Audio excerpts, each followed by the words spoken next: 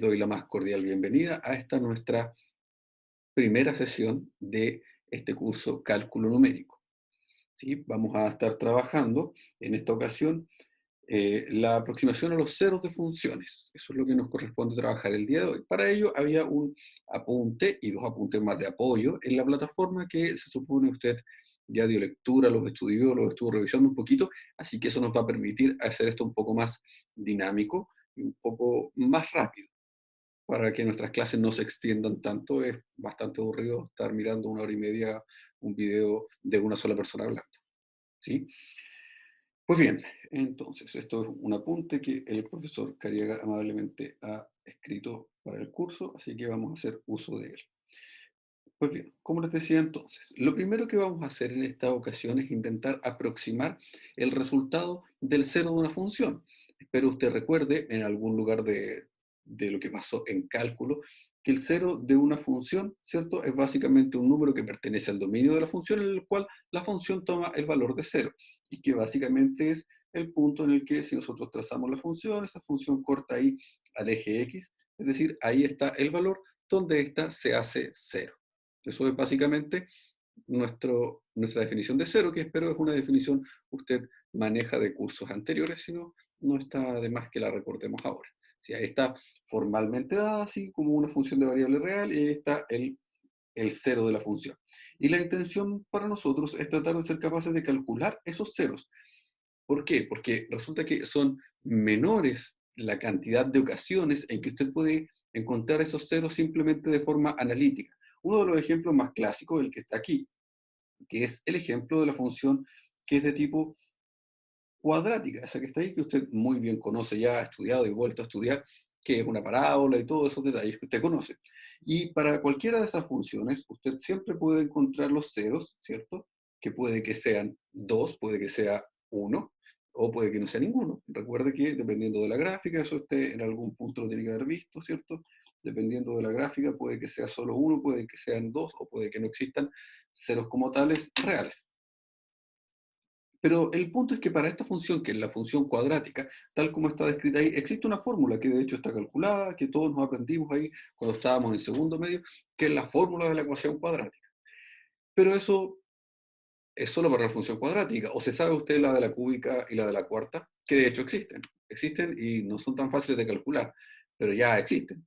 Sin embargo, de una función que está a la quinta o de una función que no tiene esa forma, sino que tiene raíces, que tiene logaritmos, sí, todo ello no es tan fácil de calcular, no es inmediato como en este caso, que es una fórmula, sino que en ese caso, por lo general, lo que uno tiende a hacer es encontrar una aproximación del valor de cero, una aproximación que llamaremos aproximación numérica, ¿sí?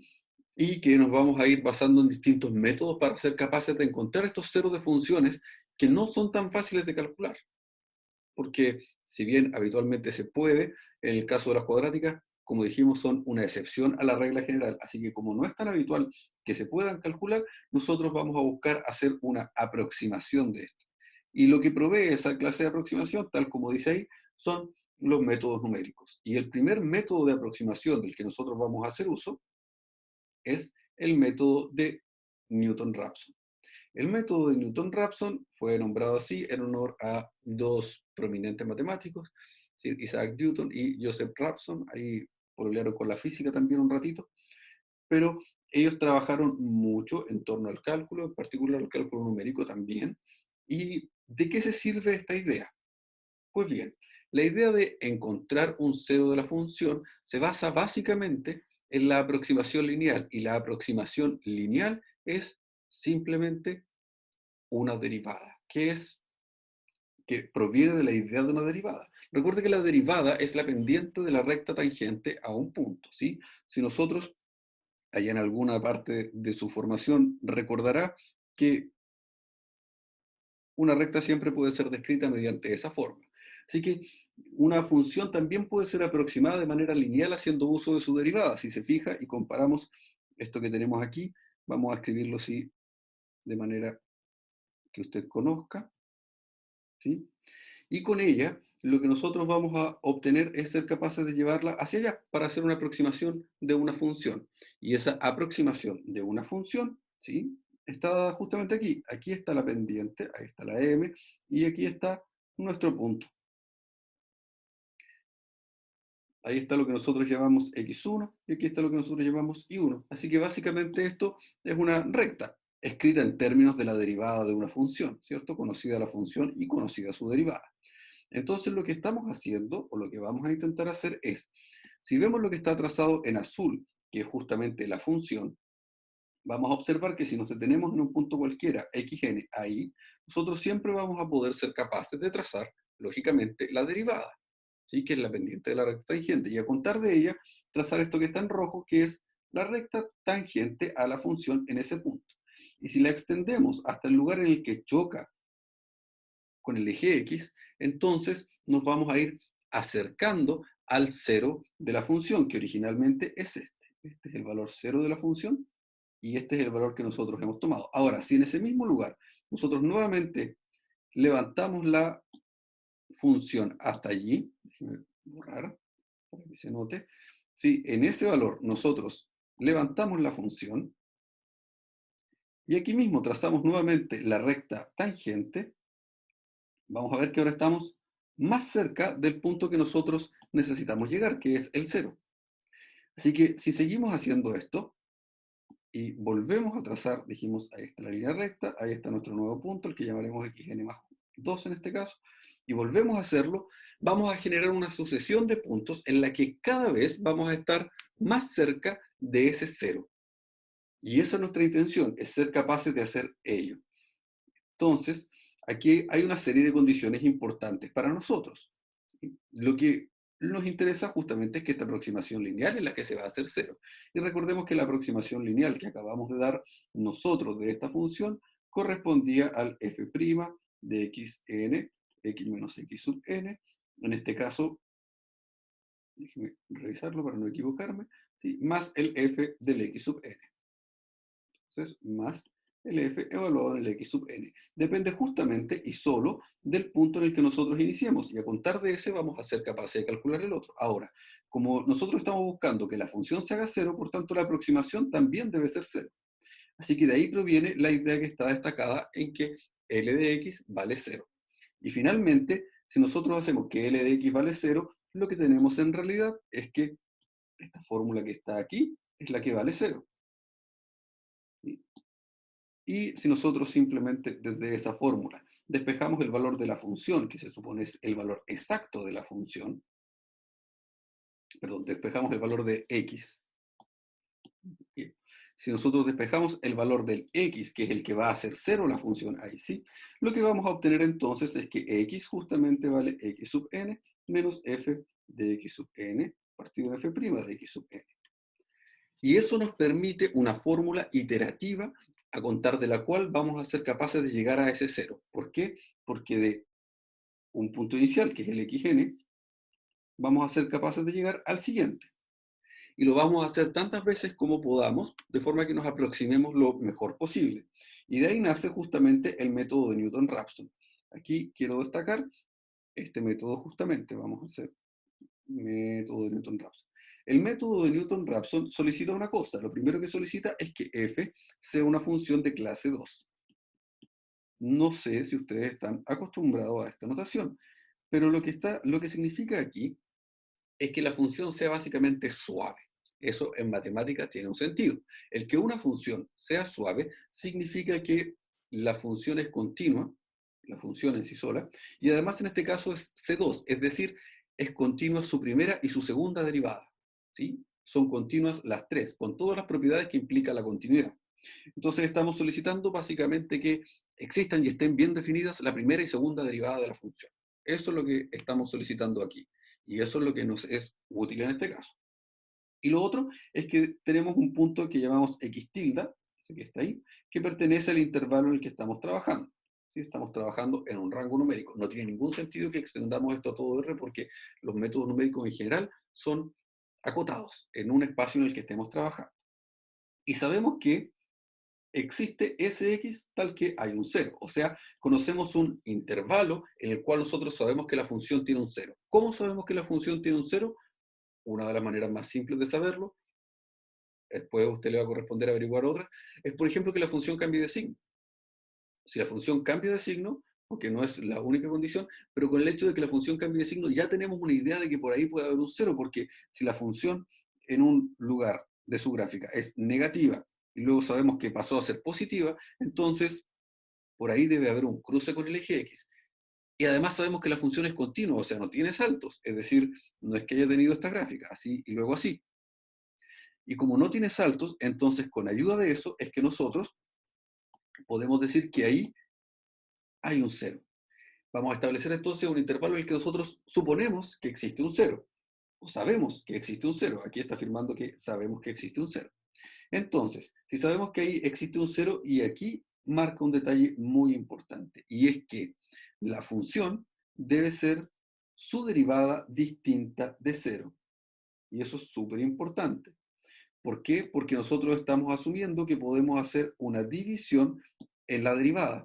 Y eso es algo de cuidado en el caso de la matemática. Nunca debemos dividir por cero. Así que por ello viene la condición de que eso debe ser distinto de cero para todos los valores x sub n que nosotros tomemos. Entonces, ahí está diciendo.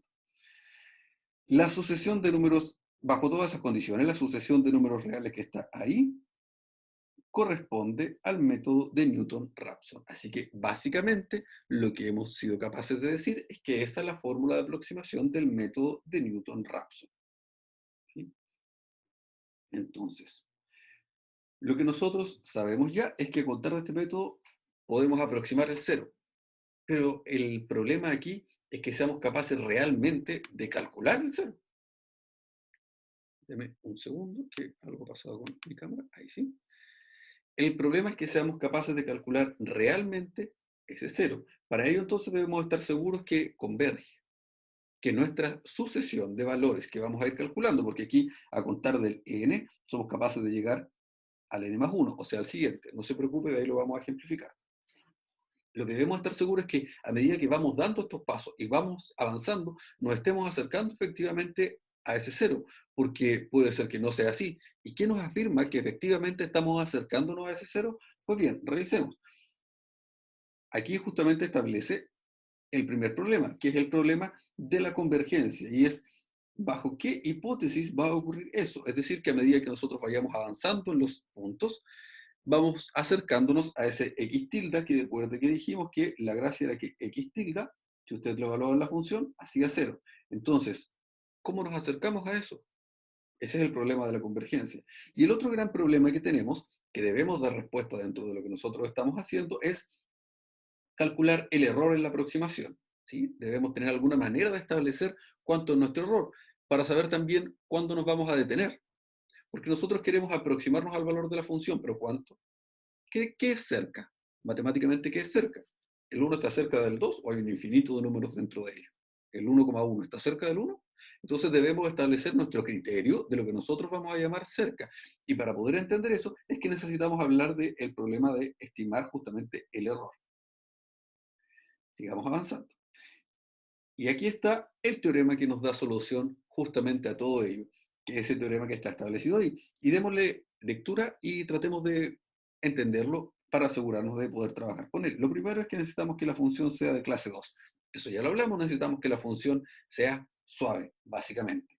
Necesitamos que exista un cero simple, o sea, de multiplicidad 1, es decir, sea cero solo una vez, de nuestra función f. Lo que dice es que si tenemos esas dos condiciones, ¿sí? Si sabemos que la función es continua de clase 2, si sabemos que existe un cero y sabemos que existe una vecindad de ese valor de x barra que está absolutamente contenida en ese intervalo en el que estamos trabajando y una constante mayor que cero, entonces se van a cumplir esas dos cosas que están establecidas en nuestro teorema. Se va a cumplir primero que la iteración de Newton-Raphson va a converger efectivamente. Y lo otro es que el error en la aproximación que está ahí establecido, para cualquiera sea la iteración que nosotros estemos realizando, ¿sí? Siempre se puede calcular de esa manera. Siempre va a ser menor que una constante multiplicado por el error anterior al cuadrado. O sea, nos vamos acercando. Eso es lo importante para nosotros. Entonces,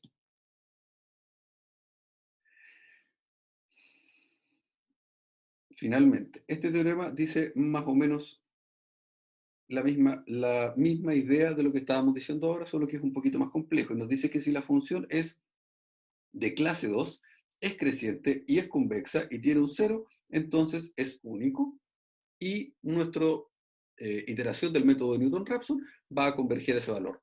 Así que, ya, si es creciente, si es convexa, aquí una muy buena pregunta que mañana la voy a consultar para ustedes en nuestra clase, es ¿qué es que una función sea convexa? Hay que averiguarlo. Si la función es convexa y además aseguramos que tiene un cero, entonces nuestro método va a converger. Y esto suena muy lindo en la teoría, pero debemos ser capaces de ir desarrollando. Entonces, vamos a este ejemplo que está aquí, que es el que más nos interesa. Nos han pedido que seamos capaces de usar el método de Newton-Raphson para calcular el valor de la raíz cuadrada de 2. Vamos a resolver esto con ayuda de nuestro trabajo. Entonces, veamos. Lo que necesitamos es ser capaces de aproximar cuánto vale la raíz de 2. Esa es la pregunta. Y queremos saber cuánto vale la raíz de 2. Para ello, entonces, debemos ser capaces de escribir una función conveniente. ¿Cómo la vamos a establecer? Pues bien, ¿cuál es la función que tiene por solución raíz cuadrada de 2?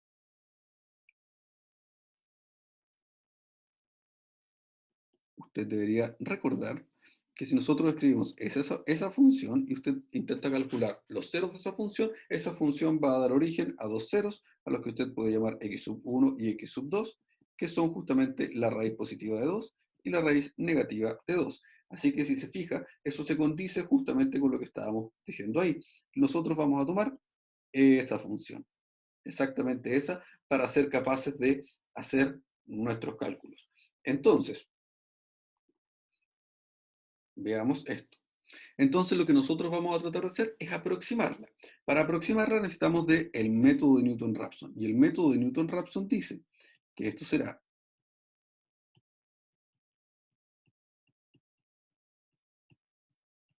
ahí está, ese es el método de Newton-Raphson que nosotros establecimos, ¿cierto?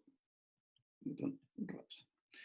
Y que de lo que se sirve es de la función y de su derivada. Entonces vamos a necesitar dos ingredientes para poder ser capaces de hacer nuestra fórmula iterativa. Lo primero es la función, y la función ya la tenemos claramente establecida, solo que ahora la vamos a cambiar y la vamos a evaluar en xn. ¿Sí? Ahí está la función claramente evaluada. Y lo otro que necesitamos es la función derivada evaluada en xn, que es 2xn. Espero no tengamos dudas con esa parte. Así que ya hecho eso, nosotros podemos describir nuestro método de Newton-Raphson de esta manera.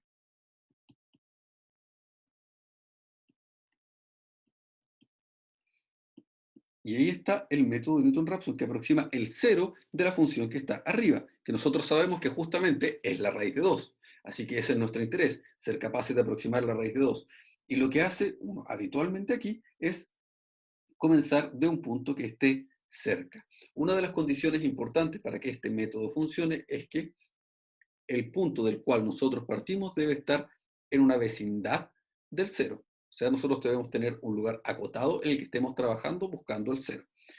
Entonces, el xn más 1, vamos a partir, perdón, vamos a llamarle x1 simplemente para que se entienda más. Vamos a llamarle x1. Y el x1 lo vamos a calcular a contar del x0. Y el x0 será el 1. ¿Por qué? Porque sabemos que está relativamente cerca del cero del que queremos conversar. Al que queremos converger, perdón. Y ese cero al que queremos converger, le recuerdo que el que a nosotros nos interesa es la raíz de 2, que es 1,41, 42 y así. Así que partir del 1 no es partir tan lejos. Partamos del 1, y si partimos del 1, entonces la siguiente iteración corresponderá a 1 menos 1 al cuadrado menos 2 partido en 2 por 1. Y ya. Entonces, lo que hacemos ahí es hacer nuestro cálculo. Lo podemos hacer a mano, ¿cierto? Tenemos 1 menos 2, que será menos 1, partido en 2, y eso se suma, y finalmente 1,5. Y listo. Ya está. Entonces ya tenemos el siguiente. El siguiente es x sub 1. Ahora podemos pasar a calcular el x2. Y el x2 va a ser lo mismo, pero ahora estamos reemplazando nuestro valor anterior, que es 1,5 menos 1,5 al cuadrado, menos 2, partido en 2 por 1,5. Y aquí ya se empieza a complicar un poco, así que va a tener que tomar su calculadora y comenzar a hacer los cálculos de ello. Pero ya que tenemos herramientas un poco más eficientes que eso, hacemos, y en esta ocasión voy a mostrarles cómo se haría ello con MATLAB. Así que si me dan un minuto para poder mostrarles mi pantalla, voy a poder ejemplificar cómo haríamos esto mismo haciendo uso de MATLAB, que es lo que nos interesa. Bien, este software que está aquí es el software MATLAB, ¿sí? Lo vamos a estar utilizando, o vamos a utilizar Octave, que es su versión gratuita, pero son básicamente la misma idea. Pero en esta ocasión, para hacerlo un poquito más rápido, vamos a hacer con MATLAB. Y lo que vamos a hacer, ¿sí? Es primero establecer cuánto vale la raíz cuadrada de 2. La función para calcular la raíz cuadrada de 2, al igual que en muchos lenguajes de programación, es SQRT, squirt. Y ahí está la raíz cuadrada. Ese es el valor al que tenemos que llegar. ¿Cómo vamos a partir? Esa es la pregunta. Pues bien, lo que vamos a hacer es primero establecer x como 1, que es nuestro punto de partida. Así que yo he dicho que la x vale 1, y ahora si yo le pregunto a MATLAB cuánto vale la x, me dice que vale 1. Lo único que he hecho ahí es establecer el valor de una variable.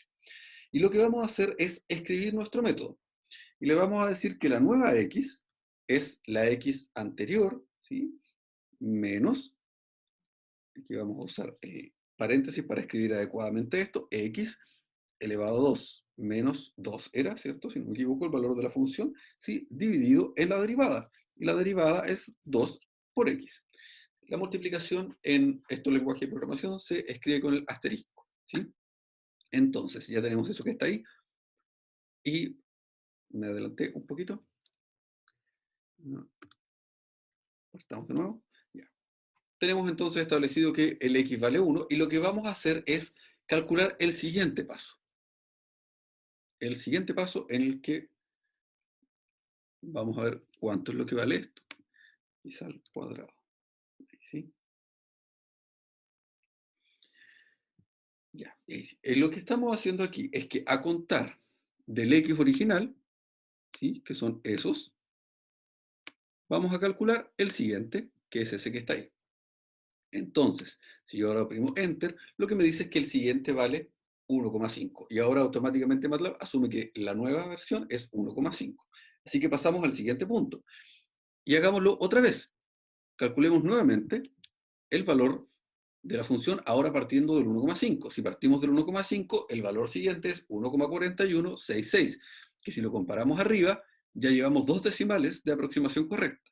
Y vamos al siguiente, lo volvemos a repetir y ahora ya llevamos 4 decimales, 5 decimales de aproximación correcta. Y lo hemos repetido solo 1, 2, 3 veces. Vamos a la cuarta vez y ahí tenemos 5, 6, 7. 7 decimales iguales.